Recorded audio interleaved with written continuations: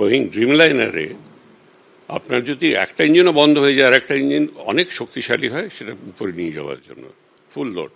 দেখুন ফ্ল্যাপটা হচ্ছে গিয়ে পার্টিকুলারলি টেক অফের সময় বা ল্যান্ডিংয়ের সময় অল্প স্পিডে ভালো লিফট দেয়, এরোপ্লেন যাতে করে উপরে উঠতে পারে তাতে সাহায্য করে।